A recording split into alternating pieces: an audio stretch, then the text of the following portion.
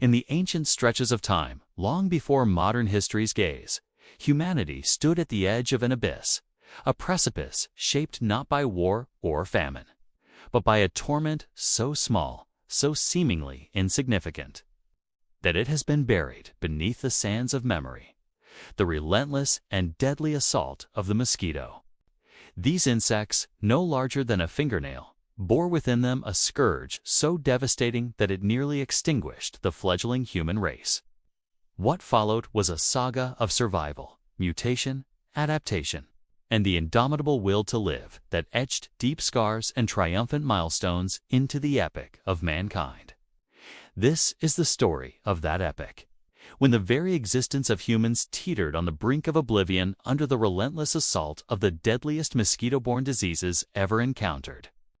It was an era when the world was a vast mosaic of untamed wildernesses, dense forests humming with life, rivers winding like serpents through deep valleys, and marshlands teeming with countless creatures. Amid these landscapes, early humans hunted, gathered, and forged tools. Their societies were small, fragile, and scattered, dependent on intimate knowledge of the land and each other for survival. But their growing numbers and expanding territories brought them into contact with an ancient nemesis: mosquitoes carrying lethal parasites and viruses, capable of wreaking havoc at the heart of human biology. Historians and scientists now piece together this forgotten drama from fragments found in ancient bones, genetic markers, and environmental clues.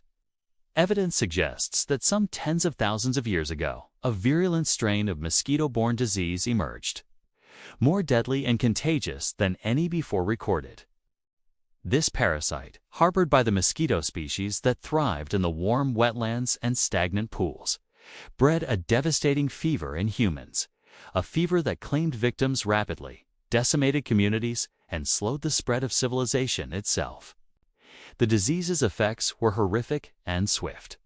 Victims would first experience chills so intense they shook uncontrollably, followed by soaring fevers that left the body drenched in sweat and weakness so profound that even the strongest warriors could falter. Internal systems shut down in rapid succession. The lungs labored for breath, the brain swam in fevered delirium, and blood vessels collapsed under the assault.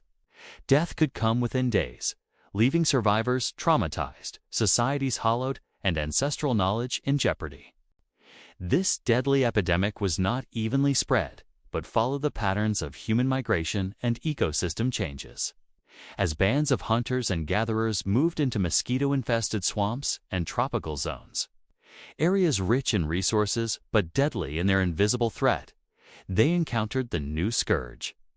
Entire lineages disappeared, tribes fragmented, and ancestral genes nearly vanished. Some genetic mutations, such as those conferring resistance to the parasite, slowly emerged by sheer chance and natural selection, but survival was precarious, a lottery against the microscopic agents of death. In those dark centuries, human history lurched unpredictably. Great migrations were reversed or halted. Nascent cultural developments at times lost momentum, and population bottlenecks threatened the species' genetic diversity. The environment itself seemed transformed under this siege. Wetlands expanded as human clearance waned. Predator-prey dynamics shifted with changing human numbers. And even the evolution of other species was influenced by the cascading impacts of this deadly mosquito invasion. Yet, in the heart of this apocalypse, the resilience of humanity glowed faint but unyielding.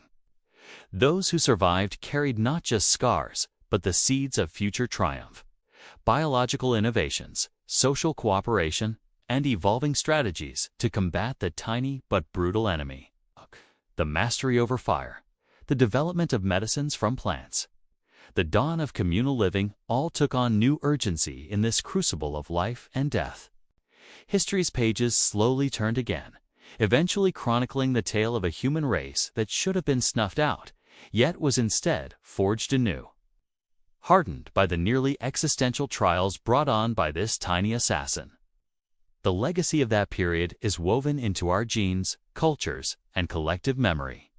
even if the story of the deadly mosquito attack remains hidden in the shadowy mists of prehistory. The memory of those years, if memory can be said to flow through generations without words, was a haunting presence among the descendants of the survivors. Even today, scientists studying the ancient genetic bottlenecks refer to this period simply as the narrowing. A time when the human family tree, once growing with wide, branching limbs, was pruned almost to the root. In some regions, entire valleys went silent, their campfires extinguished. Their stories ending abruptly as the mosquito-borne scourge worked its way through the small, isolated communities. The disease, though no single modern-day equivalent entirely captures its nature, was a fusion of traits that made it particularly lethal. Like malaria, it invaded blood cells and internal organs, sapping strength until the body collapsed. Like dengue or yellow fever, it attacked the vascular system, causing internal bleeding and organs shutdown. And its vector, the small, deceptively fragile form of the mosquito, was everywhere. Warm, wet seasons amplified their numbers into clouds, so dense that survivors spoke of seeing them blot out the dusk sky, settling on skin before one could even raise a hand to swat them away. Infected with this virulent parasite-viral hybrid, each bite was a roll of the dice between life and death. The onset of symptoms in an infected person was swift but deceptive. For a day or two after the bite, nothing obvious might occur. People still walked, hunted, and laughed, unaware that their bodies were becoming battlefields for an enemy too small to see. Then the change came. The fever struck with sudden violence, searing through the nervous system until minds boiled in delirium. Children cried unceasingly until exhaustion silenced them.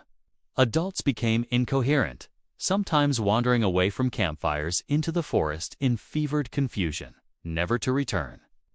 Those who survived the initial onslaught often carried lingering weakness, joint pains, or strange tremors, marking them among their people as touched by the ghost insect.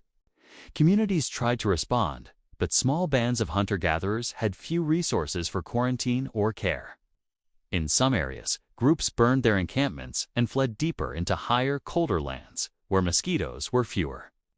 Others turned to rituals, believing the sickness to be a curse from angry spirits, offering food, ornaments, or animal sacrifices to appease unseen forces. Shaman healers experimented with roots, barks, and flowers, some of which may have offered weak antipyretic or antiseptic properties. But for most, recovery relied on the body's own emerging resistance and a measure of fortune few possessed.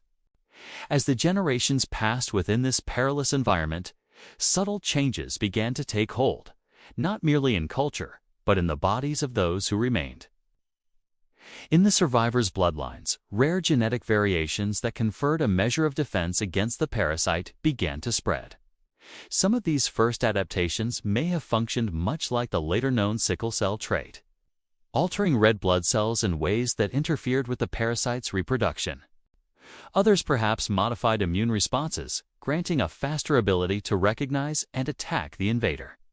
These advantages were bought at a price: altered blood chemistries that could cause their own ailments, immune systems tuned so high that they sometimes attacked the body. Yet in the scale of survival, such costs were preferable to oblivion. Life's rhythms changed in response to the threat. Hunting parties adjusted their schedules, moving out in the hours when mosquito activity was lowest. Settlements shifted to breezier hilltops or ridgelines, trading easy access to rivers for the safety of fewer bites. Fires burned through the night not only for warmth and protection from predators, but for the smoke that thinned the hordes of insects. Clothing styles changed. Hides and fibers were wrapped more tightly despite the warmth of the climate. Rudimentary veils were fashioned from plant matter, and smearing skin with pungent herbs or animal fat became common in certain groups. These were the beginnings, rudimentary and imperfect, of humanity's long war against the mosquito. But the economic and social toll was staggering for these early societies. Without enough healthy adults, food procurement was inconsistent. Plant gathering suffered when experienced foragers fell sick. Hunting faltered when skilled trackers could no longer keep pace. Sharing between groups became a fragile lifeline, but it also carried risk. Visiting other camps might mean encountering new strains of the parasite, ones to which a group had no partial immunity. Trust became complicated. The instinct for cooperation battled with the fear of strangers. Fear not only of violence, but of invisible infection carried in blood. The ecological web around humans was also shifting. With fewer people to hunt them, some animals grew bolder and more numerous, changing the balance of predation and competition for edible plants. The wetlands and shallow lakes, less disturbed by human settlement, expanded in range during certain climate shifts, creating yet more breeding grounds for the insect enemy.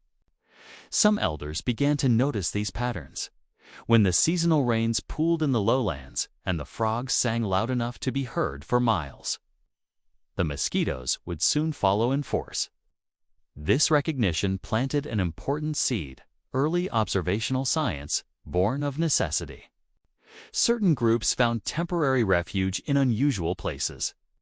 Caves and rocky shelters, easy to defend from predators, also provided cooler and drier air, discouraging mosquitoes from entering in great numbers. Others discovered high coastal cliffs where sea breezes deterred swarming insects. In some oral traditions preserved much later, there are faint echoes of these retreats, tales of stone houses, where the people survived while the air itself was poisoned below. Despite the adaptation and cleverness of these communities, the pressure of the disease created demographic bottlenecks. In some regions, genetic diversity thinned drastically as only a small fraction of individuals contributed to the next generation. This narrowing left human populations vulnerable to other threats. From changing climate patterns to food scarcity, but it also forged an unexpected resilience. Those who emerged from these crucibles carried immune systems better tuned to the microbial dangers of tropical wetlands than their ancestors ever had. The cultural memory of the ghost insect persisted in the form of taboos, seasonal movements, and symbolic markings. In one studied remnant tradition, reconstructed through archaeology and comparative anthropology, it appears that some groups tattooed or painted stylized winged forms on the arms or legs of children during certain ceremonies. Whether these were meant as protective magic, as warnings, or as badges of survival is unknown. But the motif repeats across widely separated regions, hinting at a shared deep-time trauma. And yet, for all the devastation, life did not cease its slow and stubborn expansion. Births still outnumbered deaths in a few fortunate places beyond the worst mosquito zones. Young people grew into adulthood, learning new techniques to reduce their exposure, passing them to the next generation. Over centuries, human footprints once again began to reappear along the fringes of the wetlands, tentative yet determined. What kept them returning to the dangerous lowlands? The answer lies in the same instinct that carried our species from savanna to tundra: the drive toward resources. The wetlands, for all their peril, teemed with fish, waterfowl, edible plants, and clay for toolmaking. Those bold enough or desperate enough to risk the journey could return laden with food and materials vital for survival. Mosquitoes were an enemy, but the bounty of the land was a seductive counterbalance. This tension between fear and need became a defining rhythm of life in regions where the winged death still ruled. By the time humankind began to rise from this long shadow, the species was biologically and culturally altered. Awareness of environmental cues finely tuned seasonal calendars. Cautious interactions between groups and a deep repertoire of plant-based remedies had all become standard survival tools. These were not yet cities or civilizations. They were bands and tribes, tempered by generations of loss and adaptation, each carrying within them the genetic and cultural memory of a war that was barely won.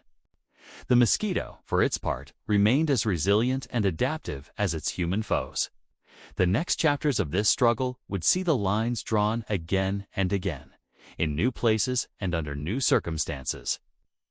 But for the moment, the surviving humans had learned enough to claw their way back from the brink. The narrowing had passed, yet its lessons and its scars would echo through time. The long years of devastation began, slowly, to be tempered by a quiet revolution in human adaptation. It did not come as a single striking moment of triumph. Rather, it was the accumulation of thousands of small insights, desperate improvisations, and hard-earned experiences layered across generations. In many places, the losses had already been so great that entire branches of the family tree were gone forever. But among those who remained, something remarkable was happening. Human beings were learning to push back. It began with observation, as it so often does.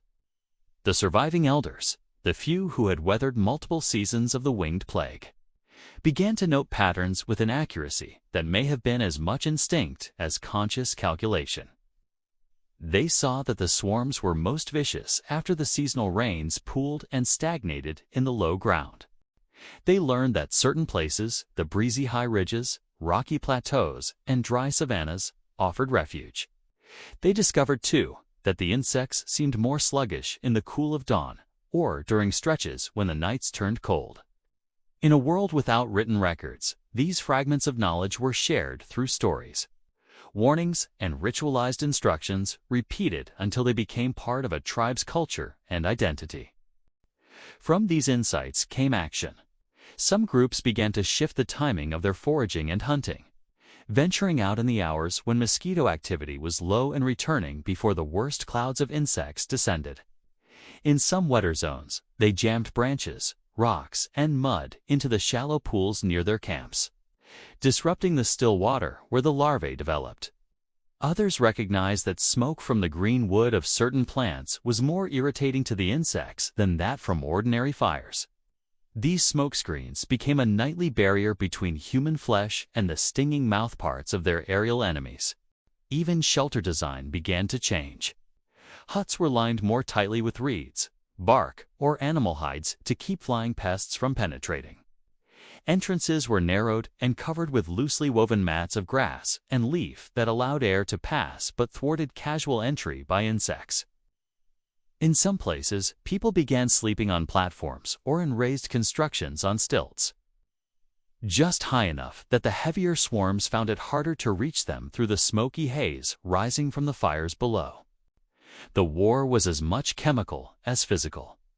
The herbalists, often women with long knowledge of plants, experimented with every leaf, flower, and resin, searching for substances that repelled their tormentors. They crushed pungent herbs into pastes smeared across the skin. They burned aromatic resins in the evening. They rubbed their bodies with animal fats infused with bitter or acrid roots. These treatments were far from perfect, but even a small reduction in bites could mean the difference between life and death in the most feared seasons. Such knowledge, fragile though it was, became a kind of currency between groups. A visiting party bearing news of a new plant that kept the ghost insect at bay might be welcomed, traded with, and honored. In this way, the crisis inadvertently strengthened certain forms of intergroup exchange and diplomacy. Though fear of infection still made some wary of outsiders, the need for better means of protection could override suspicion. Journeys were made to distant cliffs or rare highlands where plants with unusual scents grew, their leaves carried back to lowland communities as talismans of safety. Other adaptations came from an unwillingness to surrender rich wetlands entirely. Some of the boldest foragers learned to work in pairs or small bands, whose sole purpose was mutual defense against the mosquitoes themselves. They would venture in covered head to foot in tightly secured wraps of plant fiber cloth, returning quickly with harvested resources before the hot, damp hours made the hazard intolerable. The very act of dressing for these expeditions became ritualized, a process that reinforced the gravity of the task and the unity of the team undertaking it. And always, inevitably, there was the ongoing selection that nature imposed. Children born to survivors sometimes seemed hardier, less prone to the fevers. Families with a parent who had lived through the sickness were slightly more likely to have offspring who could resist it. or at least endure it without succumbing. The parasite, too, shifted over time, sometimes flaring in virulence, sometimes withdrawing to smolder at lower intensities for a few seasons. This ebb and flow of lethality gave the humans precious intervals in which to regain numbers before the next great wave struck. Cultural memory of loss fueled a new seriousness about preparation. Tribes began marking the onset of mosquito season with special rites, dusting their bodies with protective herbs, cleaning and sealing dwellings, stockpiling food so that the sick would not be forced to hunt or travel. Shamans incorporated these acts into their spiritual frameworks, blessing the herbs or calling on ancestral spirits to guard the camp. In this way, practical precautions were embedded into the sacred calendar, ensuring they were observed without fail. In some regions, knowledge took on an almost proto-scientific form. Skilled observers learned to read the life cycle of the mosquitoes by watching water and the behavior of other creatures. Swifts and dragonflies that fed on the insect swarms, or frogs whose chorus signaled the start of the breeding chaos. They timed their movements and work around these natural cues, generations deepening this rough environmental science until it formed a dependable guide to survival. The human body itself may have been shifting in subtle ways. Some researchers studying ancient remains speculate that metabolic and immune system changes emerged over the long centuries of exposure. Bones from certain periods show hints of more robust marrow cavities, perhaps linked to heightened blood production to offset the parasite's destruction of red cells. Chemical residues in ancient teeth suggest changes in diet that coincided with the search for nutrient-rich plants and animals capable of aiding recovery from persistent fevers. All the while, the landscape continued its own transformation. Areas once rich in game and widely inhabited became quiet, reclaimed by reeds and silence. The mosquito, though tiny, shaped migration patterns as powerfully as drought or ice. The fear of the winged plague carved invisible borders across the continents, channeling humanity's paths for millennia. Regions once abandoned would later be cautiously reoccupied only when new defenses were discovered or when population pressures elsewhere forced the gamble. The turning point was not sudden victory, but a gradual stacking of advantages. More knowledge of the insect's life cycle, more effective repellents, protective architecture, better timing of activities, wary diplomacy between groups. Slowly, the balance began to shift. Mortality remained high compared to the time before the scourge, but fewer entire communities vanished in a single season. Children began to survive to adulthood in greater numbers, and healthy adults could once again venture farther from their refuges. Even so, the psychological shadow was immense. In the minds of those who lived during this age, the sound of a mosquito's hum was more than an annoyance.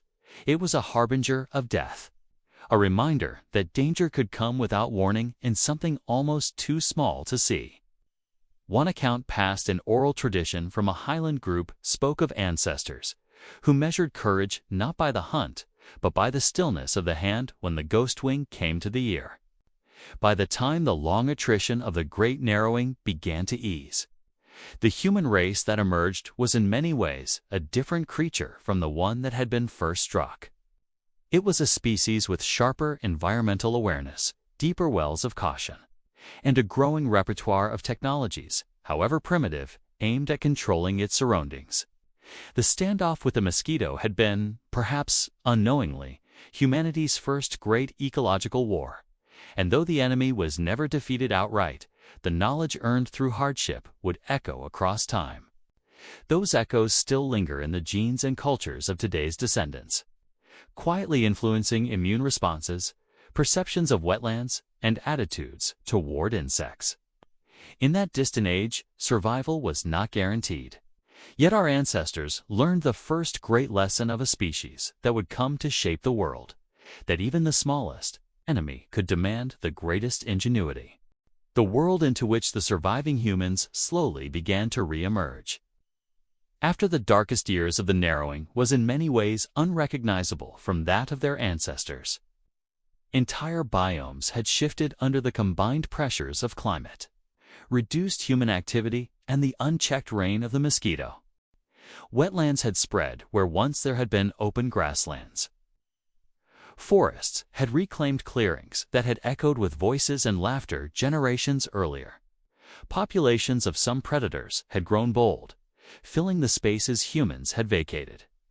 Others had vanished entirely, their prey relationships disrupted by the upheaval. It was against this changed backdrop that a tentative rebirth of human activity began. The initial phase of recovery was not grand, was marked by small successes, a village managing to see all its children through a rainy season without losing more than a handful. A foraging party returning from wetland edges with a bounty of reeds and roots, unbitten. It's a group discovering a new water source on high ground where the mosquitoes could not breed as easily.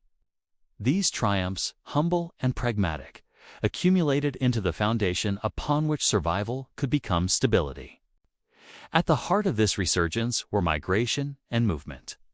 Humans have always been wanderers, and in this age, migration once again became both salvation and strategy. Groups that had learned effective anti-mosquito practices began cautiously exploring new territories, bringing with them their nascent toolkits of protection. The smoke mixtures, the hides and woven coverings, the knowledge of breeding cycles. They sought out zones where fresh water moved swiftly rather than pooling, where breezes prevailed, and where elevation created cooler nights that slowed the insects' relentless breeding. These migrations reconnected long isolated pockets of humanity. In some meetings, there was suspicion, a legacy of the years when an outsider could carry new, deadlier strains. But in others, there was cautious exchange. Stories were traded, practices compared, alliances forged in which two groups promised seasonal cooperation. It was in this period that the first true intergroup councils may have been born. Not permanent governments, but gatherings where leaders negotiated access to safer hunting routes or highland refuges during the wettest, most dangerous months. The return of mobility brought with it a slow revival of cultural complexity. Travel along the safer corridors allowed songs, symbols, and new ideas to spread further than they had in many generations. Certain herb recipes for repellents became prized knowledge. Certain talismans, thought to protect their wearers from the ghost wing sting, appeared in multiple regions, each slightly altered in style, but recognizable in purpose. Trade did not yet involve standardized currency, but the concept of exchanging one precious resource for another gained new force. A bundle of rare, fragrant resin from a faraway grove could be bartered for access to a high rock shelter near the coast where breeding mosquitoes were rare. This period also saw the beginnings of more intentional environmental engineering, inspired perhaps by the way they had blocked breeding pools near earlier camps. Some groups began experimenting with altering the land itself in more lasting ways. Channels were dug to divert slow water away from dwellings. Standing pools were filled or covered with mats of vegetation that discouraged larvae. Smoke huts were built where green wood and certain herbs could smolder constantly, creating safe zones where people could gather and work. These were labor-intensive tasks, requiring cooperation on a scale not always easy to maintain, but they demonstrated a growing recognition that survival depended not on flight alone, but on shaping the environment to human needs. Fire, already an anchor of prehistoric life, became even more central in this redesigned relationship with the landscape. Larger hearths were constructed, sometimes ringed with multiple fires burning in tandem to form a perimeter that pushed back the winged swarms. The constant need for fuel encouraged better organization of foraging and wood-gathering tasks. And some communities developed rotational systems to prevent overharvesting trees too close to camp. The smell of smoke became intertwined with the idea of safety. There was no single invention that turned the tide, but the accumulation of improvements tipped the balance ever further toward endurance. Clothing, for example, underwent refinements. Soft inner layers for comfort, but outer wraps cut from coarser, thicker fibers that even a determined mosquito had difficulty piercing. In certain high rainfall regions, early waterproofing techniques using animal oils and waxes were developed. Not just to shed rain, but to make fabrics more resistant to insect penetration. The aesthetic sense of these garments, with patterns and colors, hinted that humans were reclaiming not just survival, but a measure of identity and pride in the face of adversity. Some of the most telling developments came in the realm of social ritual. Children were now taught protective measures almost as early as they learned to walk. The preparation of repellents, the sealing of shelter walls. The maintenance of smoke lines became as woven into communal life as hunting or storytelling. Protective charms were given as coming-of-age gifts. Mourning rites for those lost to the sickness took on a tone not just of grief, but of communal recommitment, a promise that the living would improve their defenses in honor of the dead. As decades rolled into centuries, the surviving human populations adapted physiologically as well.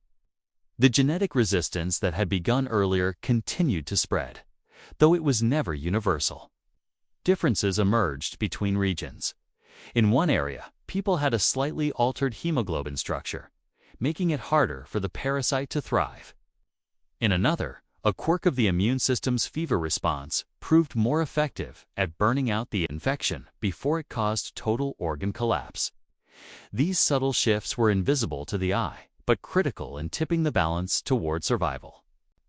In restored contacts between groups, there were exchanges not only of repellents and safe routes, but of medicinal plants. Bark that eased fevers in one valley, when carried to another, could become the critical treatment that let an infected person survive long enough for the body's defenses to rally. The beginnings of a protopharmacopoeia spread alongside other cultural elements. Bundles of dried herbs traveled the same pathways as flint blades, carved ornaments, and ochre pigments. Every plant that could buy the afflicted a few more days of life was as valued as the sharpest spear. The mosquito remained ever-present and dangerous, but it was no longer the unstoppable power it had been. Humans had learned to avoid its breeding grounds in key seasons, to shield skin and blood from its bite, to read the signs of its emergent swarms, and, perhaps most importantly, to recognize the struggle against it as a communal rather than individual affair. The psychological fear never vanished. Even in this improving era, dusk was often met with tension, the air crackling as people listened for that high-pitched whine. Yet alongside the fear was a growing defiance. Encampments were no longer purely in retreat. Temporary forays into hazardous zones became more ambitious. The wetland that once emptied entire valleys now drew carefully timed expeditions at the height of dry spells, its resources harvested strategically and with speed. Over time, a new kind of resilience took shape. Groups that had once been pushed to the margins began to reclaim safer portions of their ancestral lands. The old migration routes widened into networks where resources and knowledge could travel. Rituals that began as purely practical defenses evolved into festivals marking the opening and closing seasons of relative safety. And above all, the shared memory of the near extinction bound these communities together in ways their more carefree ancestors might never have imagined. Humankind was not yet master of its destiny. Too many other challenges loomed in the wider environment. But from the brink of oblivion, it had learned how to endure the reign of one of nature's smallest yet most formidable killers. The contest with the mosquito was far from over, but the long era of one-sided slaughter was ending. In the fire's smoke, in the herb-stained garments, in the songs that taught children when and where to walk, the blueprint of survival was being etched deep into human culture. By the time the survivors had begun reclaiming certain pockets of land and forging steadier contact between once isolated groups, the struggle against the winged plague had entered a new, more deliberate phase. No longer content merely to adapt themselves to the insect cycles, human communities began to reach outward with intent to alter the very environments that had once been the stronghold of their enemy. What had started as small-scale modifications, like blocking a stagnant pool near a camp or shrouding shelters in pungent smoke, was transforming into a conscious, large-scale defense strategy. The first such efforts were born of necessity and opportunity. In regions where seasonal floods left behind vast tracts of shallow, still water, survivors noticed that certain patterns of land use could prevent mosquito swarms from reaching their peak. This was the beginning of what we might, much later, call environmental engineering. Clans began to dig narrow channels from these shallow ponds into larger rivers or toward rocky escarpments, allowing water to drain before larvae could complete their life cycle. Elsewhere, dams of stone and packed earth diverted the flow of streams into faster-moving courses where mosquitoes struggled to breed. These changes were crude but surprisingly effective, and their benefits encouraged neighboring bands to cooperate more closely. Fire, long humanity's intimate ally, now became a tool not just of warmth and cooking, but of strategic landscape management. The survivors had noticed that certain regular burnings of reeds and tall grasses near camps reduced mosquito numbers dramatically in the following season. The open ground discouraged breeding pools from forming and broke up the damp, shaded undergrowth mosquitoes favored. This practice became ritualized in some communities, with entire clans descending in a coordinated effort to set the wetlands alight after the rainy season ended. It was dangerous work that required timing, knowledge of wind, and cooperation.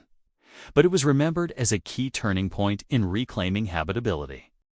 Some groups began to look beyond merely discouraging mosquito breeding to encouraging the predators that fed on them. Insects that preyed upon mosquito larvae, dragonflies most notably, were quietly nurtured. Wetland edges that provided dragonfly breeding grounds were protected. And folk knowledge arose, linking flocks of certain birds or the lively movement of small fish to quiet seasons free of heavy mosquito attacks. Over time, these observations evolved into managed relationships. Some communities began digging small ponds and stocking them with fish species known to feed greedily on larvae.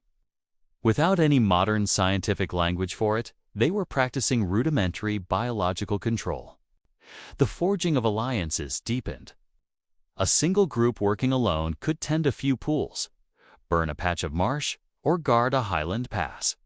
But coordinated between multiple bands, entire valleys could be rendered safer. Agreements were made in seasonal gatherings where elders and skilled observers shared their knowledge of water patterns, fish behaviors, or the timing of dragonfly blooms. These gatherings also became opportunities for exchanging goods, carved tools for resin bundles, powdered herbs for metal ores or bone implements, food stores for water control, labor. A new layer of interdependence was weaving itself into the human story. By altering landscapes and strengthening alliances, communities also found themselves altering their spiritual and cultural fabric. Many of these environmental actions, though practical in purpose, were couched in sacred narrative. Draining a pool might be told as freeing a trapped ancestor spirit, or opening a path for the river's life breath. Seasonal burnings became ceremonies in which chants and drumming were as integral as firebrands and watch crews. Predator encouragement, protecting the fish, birds, or even the more benign insect species, was sometimes framed as forging a pact with animal friends against the mutual enemy of the bloodwing. These beliefs deepened commitment to protective strategies, ensuring they were not cast aside as mere optional labors. By embedding them into mythology, communities made them moral imperatives. To neglect the seasonal burning or to block the fish from their pond was to risk angering spirits and inviting sickness. A socially enforced deterrent, every bit as powerful as any physical punishment. Technological evolution continued in tandem. Improvements in weaving allowed for tighter mesh coverings over sleeping areas and doorways. These first functioned more like mats of reeds or layered leaves bound together. But gradual refinement led to plant fiber nets that could be draped or wrapped, offering protection even without heavy smoke. Body coverings also evolved, with layers designed to breathe in hot weather while minimizing the exposed patches a mosquito could reach. Decorative patterns were sometimes believed to confuse the insects with striped or dotted designs thought to resemble predator markings, a case of art and superstition intersecting with wearable technology. The rediscovery of certain challenging lowland zones also reopened access to valuable resources. Clay for pottery, reeds for weaving, and nutrient-rich soils for planting became accessible for longer stretches of the year in districts where coordinated drainage and burning efforts had reduced infestation levels. Some communities began experimenting with planting edible crops and medicinal herbs in these partially reclaimed zones, guarded by both human vigilance and the watchful flight of insect predators. Immunological changes continued, too. Over the slow arc of generations, the traits that enhance survival spread through surviving populations.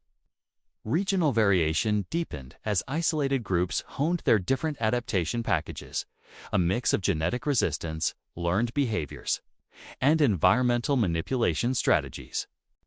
In some wetlands, it became common for people to carry faint scars or pigmentation changes where bites had once festered, but now rarely became fatal infections.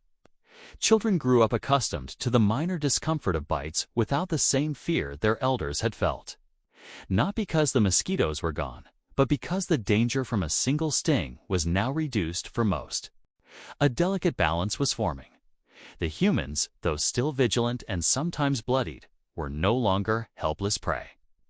The mosquitoes, resilient and numerous, still claimed lives, but no longer threatened to collapse entire regions in a single virulent wave. This balance demanded constant maintenance, seasonal work, intergroup agreements, and readiness to adapt when climate shifts or disease mutations tipped the scales again. But it allowed for something priceless in human history: the return of ambition. With basic survival less all-consuming, minds and hands turned again to newer tools, more sophisticated art, and the first faint stirrings of monument building. Some communities placed tall carved poles along the boundaries of the reclaimed zones, each one inscribed or painted with symbols commemorating past losses and victories. These were part warning, part celebration, a reminder of the price paid and the will to endure. The slow knitting together of communities through trade and shared pest control efforts laid the groundwork for stronger social fabrics, ones capable of coordinating choices that spanned landscapes rather than just single villages. Paths once abandoned for fear of infection now thrummed again with cautious traffic, braided into trading networks that carried herbs, nets, pottery, and stories between mountain and coast, forest and grassland. From the standpoint of the distant future, this era stands as a quiet miracle. Humanity had learned to reshape not only its own habits, but the very ecologies that once threatened to erase it.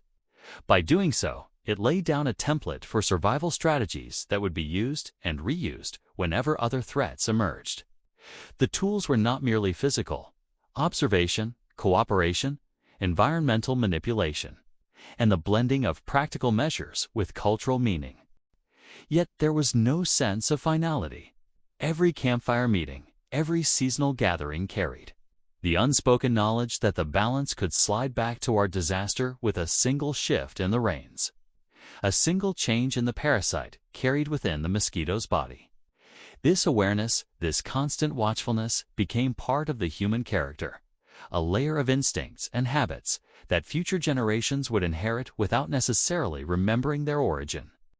Even as the people celebrated reclaimed marshes and safer lowlands, they kept eyes on the clouds at sunset, attuned to the faint whines that might spell danger if conditions changed. Out of the age of terror had been forged a new relationship between humanity and the environment, one of tempered mastery laced with humility before the smallest of adversaries. The generations that rose in the centuries after the Great Rebalancing carried within them both the scars and the wisdom of their ancestors. The frail thread of survival had thickened into something sturdier, though it still vibrated with tension, ever susceptible to a strong pull from nature's hand. The memory of entire families swept away by fever haunted the elders' storytelling. Woven into those tales were reminders of the truth that safety was never complete, and vigilance was the price of life itself. Yet the children born now did so into a world where their parents could imagine more than simply making it to the next dry season. They could plan. One of the most profound shifts was the cautious experimentation with planting and tending.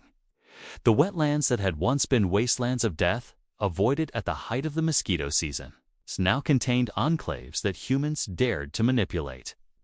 Safe corridors patrolled by cooperating groups, managed through drainage and predator encouragement, permitted visits to fertile plots. Seeds gathered from wild grains, tubers, and legumes were planted in these cleared, smoke-guarded patches. At first, these were supplemental gardens, modest additions to a diet still relying heavily on foraging and hunting. But over decades, small fields flourished long enough for harvest before the worst breeding months returned. The knowledge of when to plant to avoid peaking insect populations became as critical as the understanding of soil itself.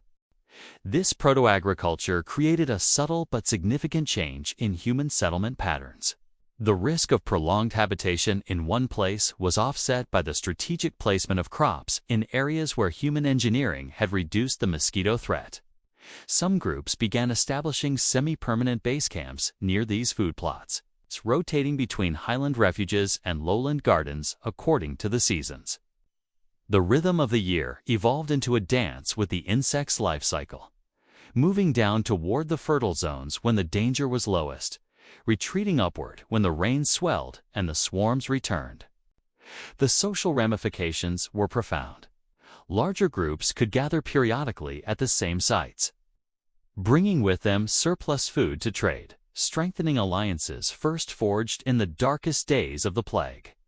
With richer, more predictable food sources came the ability to support more children and elders, and to devote more labor to communal projects. Deeper drainage canals, sturdier shelters, larger smoke towers. Communities became better organized, both to work the land and to respond rapidly to any sign of the sickness recurring with abnormal ferocity. This stability also fed cultural expression. With fewer people constantly on the move, there was more time for crafting. Woven mats fine enough to serve as mosquito barriers. Pottery vessels to store harvested grains, carved markers to denote seasonal boundaries or honor those lost to past outbreaks. Songs that once were urgent warnings became seasonal chants, marking the planting or the burning of reeds. Children played in semi-cultivated clearings, their laughter replacing the tense silence of earlier times when dusk's buzzing heralded only fear. But the mosquitoes were far from gone. Some seasons brought wetter rains, warmer nights, and drifts of the old danger rolling in from unmanaged lands. The communities that endured were those that stayed disciplined, maintaining smoke fires even in seemingly safe months. Patrolling drainage works, keeping fish ponds stocked. Complacency could prove fatal. Stories spread of settlements that grew careless and were nearly wiped out within a single wet season. Grim reminders carved into collective memory. The relationship with the insect had changed, however. It was no longer purely one of predator and prey, but of wary co-inhabitants of the same ecosystem. Humans had learned they could bend parts of the environment to their will. But they also knew they could never erase the mosquito completely, not without erasing the wetlands, the rivers, the very fertility they now relied on. So they aimed not for extermination, but for balance. Enough control to keep populations low and the sickness sporadic, without destroying the resources that sustained both species in different ways. This measured success gave humans confidence to explore farther afield. Expeditions tested new valleys, new river bends, always with an eye for the signs. The kind of water pools, the chorus of frog calls, the hunt for herbs that kept biting at bay. Each expansion carried risk, but each also carried the possibility of discovering new safe ground or new repellents. The map of human habitation was slowly redrawn, not only expanding but knitting together into a network of connected safe zones. The ingenuity developed in this period, seasonal planning, cooperative labor, environmental modification, laid the groundwork for the first truly complex societies. These would emerge later, but their roots were here. In the time when humanity learned to harmonize its settlements, its work, and even its culture with the inexorable rhythms of an enemy it could never defeat outright. The terror of the winged plague had shaped humans into careful, watchful architects of their own survival, and that vigilance would remain etched into behavior long after the memory of the near extinction faded into myth. The slow but steady reclamation of land from the tyranny of the mosquito brought with it not only greater food security, but also the desire for more than mere survival. The controlled lowlands and cultivated corridors became hubs of interaction, drawing in neighboring groups who, until recently, had lived in isolation atop windswept ridges or deep in rocky, mossy uplands. The exchanges that took place in these new meeting grounds went beyond the barter of goods. They involved the swapping of ideas, the sharing of environmental strategies, and the weaving together of disparate traditions into something larger than any one band's heritage. At first, these seasonal convergences were cautious affairs. Groups arrived, each bringing their own repellents, their own nets, sometimes their own protective charms hanging from belts or staffs. Mutual wariness lingered because the old dangers still loomed. A stranger might still carry infection from their homeland. As a countermeasure, some councils, informal as yet, set rules for assembly. The gatherings were timed in drier months, and meeting spots were chosen on breezy high ground or at the mouths of caves where smoke could be controlled and channeled to form a deterrent curtain against any surviving mosquito scout. These choices were practical, but over time they were woven with ceremonial meaning, marking these neutral spaces as hallowed. Trade blossomed. The wetlands, now no longer wholly hostile, could provide more than food. Reeds for weaving into mats or baskets, clays for pottery, unique stones for tool-making. Highlanders brought furs, hardy grains, and resin-rich woods. Coastal people brought salt, shells, and dried fish. While no standardized currency existed, the increasing frequency of these interactions began to create a shared sense of value. How many nets were worth a sack of grain? How much resin equaled a basket of dried roots? Reputation became a form of credit. A group known to honor its trades was welcomed and trusted, while those who broke agreements found their paths barred.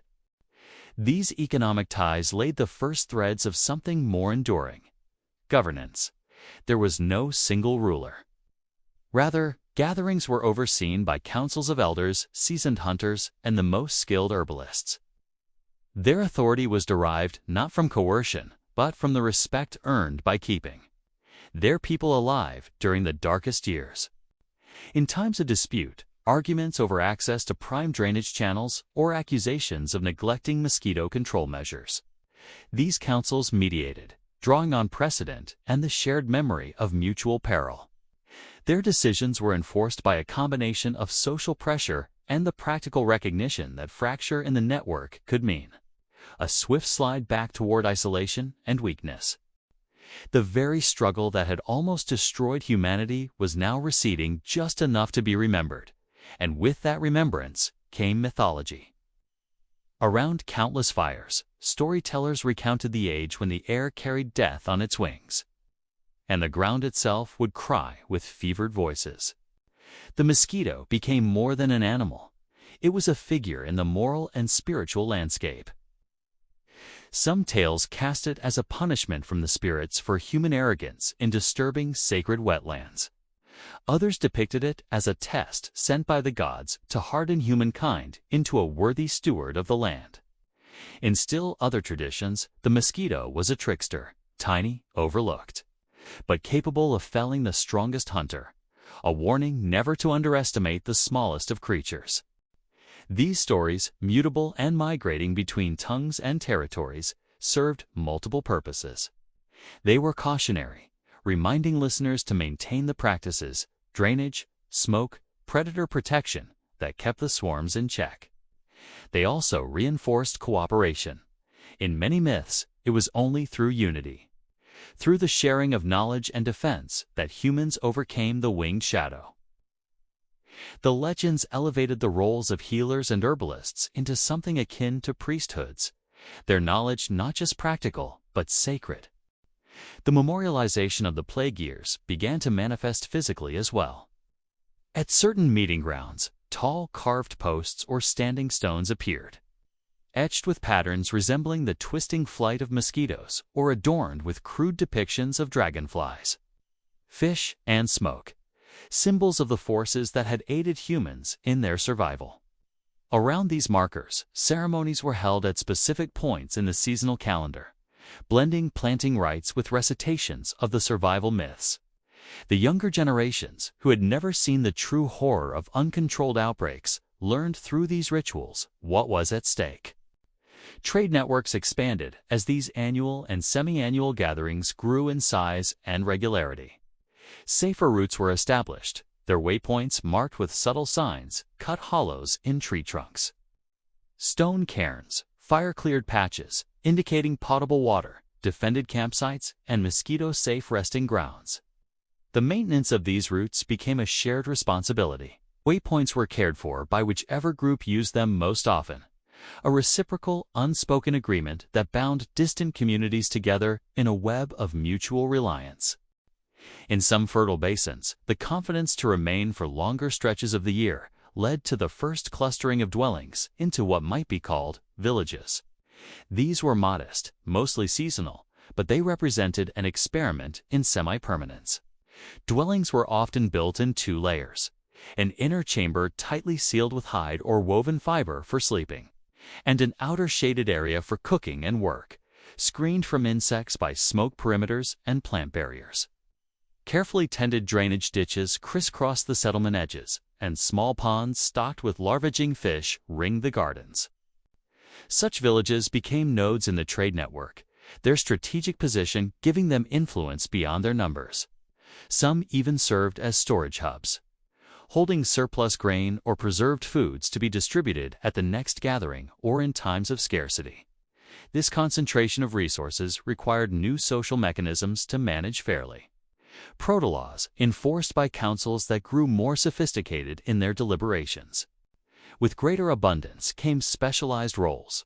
Not everyone needed to hunt or tend crops. Some could devote themselves more fully to crafting nets, refining herbal repellents, or monitoring drainage works. Expertise deepened, and some individuals gained renown for innovations. An improved weave that allowed better airflow while blocking mosquitoes, a smoke mixture that lingered longer in still air, or a drainage design that could be implemented quickly after a flood.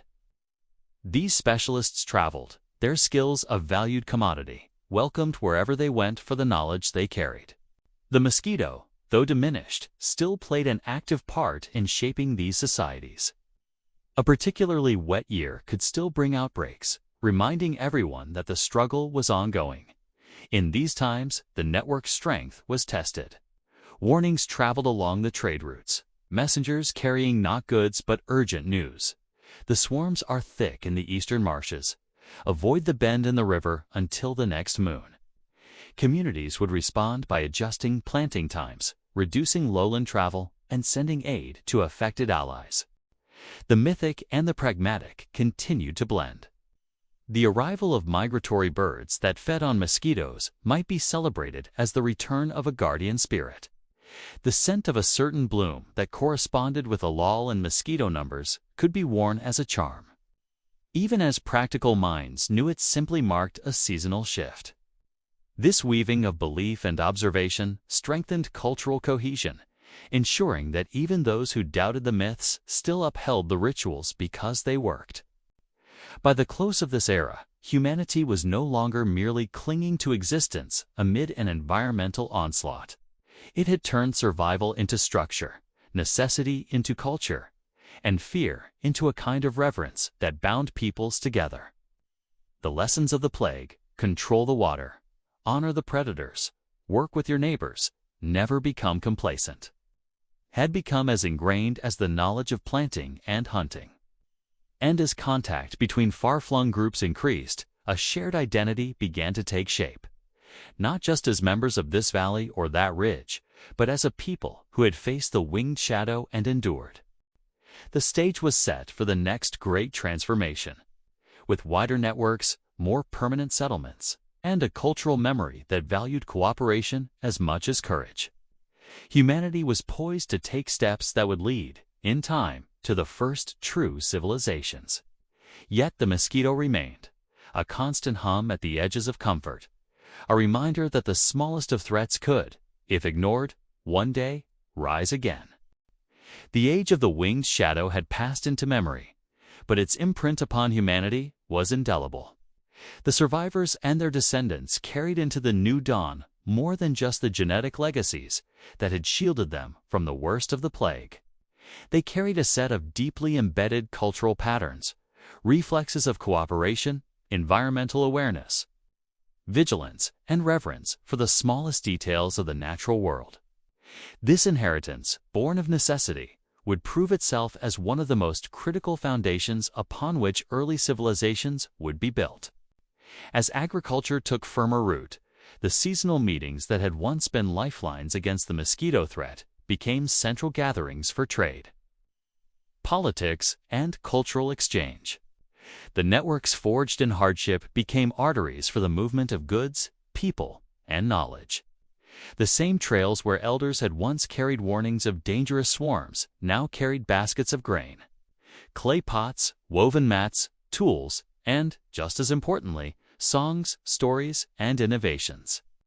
The councils that had emerged as mediators during the cooperative survival efforts began to solidify into proto-political institutions. Temporary leaders chosen for their wisdom in drainage strategies or their success in coordinating mosquito control became, over time, the recognized voices of their communities in broader assemblies. As the mosquito lost its absolute power over life and death, the authority of these leaders extended beyond survival to adjudicating disputes, organizing large-scale land projects, and coordinating defense, not only against disease, but against rival human groups. The relationship between human and environment remained pivotal. The plague years had taught that carelessness in managing water and settlement placement could invite catastrophe, and this awareness persisted as fields expanded and populations grew. Canals were dug not only to irrigate crops, but to move water swiftly enough to prevent stagnation. Villages were sited on rises or designed with raised dwellings, drawing from ancestral knowledge that high ground gave refuge from the pestilent swarms. The once ritualized burning of reeds evolved into practical land-clearing practices that balanced farming needs with pest control. Even in regions where the devastating parasite had faded to only a seasonal nuisance, the cultural weight of the mosquito lingered. Carvings and motifs depicting dragonflies, fish, or stylized wings were embedded into pottery, textiles, and even the first monumental architecture. These symbols were not mere decoration. They were acknowledgments of the forces that had saved humanity from its smallest enemy: the predators, the smoke, the flowing water, the united will of many. The myths of the plague era grew richer and more elaborate as they were retold across generations. In the river cities that began to rise, poets sang of the time when death floated on the breath of the marsh, and of the great heroes, sometimes real, sometimes mythical, who had led their people to safety. Gods and goddesses arose from this narrative landscape, deities of smoke, wind, and rain, each carrying aspects of the old survival strategies. In some cultures, agricultural blessings included offerings to wing-catchers or larvators, personifications of dragonflies or fish. Seasonal festivals echoed the old timing of drainages and burnings, reimagined now as joyous communal rituals rather than desperate defensive measures. The biology of the human race had also subtly shifted. The genetic adaptations that had provided resistance remained in the populations descended from the survivors, shaping responses to other diseases as well. This hidden heritage influenced patterns of immunity and susceptibility that would play out over millennia, affecting who thrived in certain climates and who faltered when new outbreaks occurred. The idea that survival in one generation could shape the destiny of many generations to come was, of course, unknown to the people at the time, but the evidence lay silent in their blood, waiting to be puzzled out by the distant science of the future. The memory of the winged plague also tempered human ambition with caution. The great engineering works of the early river civilizations in Mesopotamia, along the Nile, in the Indus Valley, can be seen as descendants of the mosquito-fighting landscapes of prehistory. Control of water was not only vital for farming, it was also a guard against the return of stagnant pools and disease. Flood channels, levees, reservoirs, all evolved from the same impulse to master the interplay between land and water that had been honed in the crucible of survival. Over time, the original hazard was abstracted in cultural memory. In art, the mosquito sometimes appeared as a monstrous chimera. In moral tales, it became a stand-in for unseen dangers, evil forces small in appearance but vast in potential harm. This metaphorical use carried the essence of the lesson: never underestimate the power of what is overlooked. In the philosophies and proverbs of many later peoples, this warning was preserved in forms like "beware the smallest tooth," or "a single drop may foul the well." It would have been tempting for the descendants of those who endured to dismiss the enemy as conquered.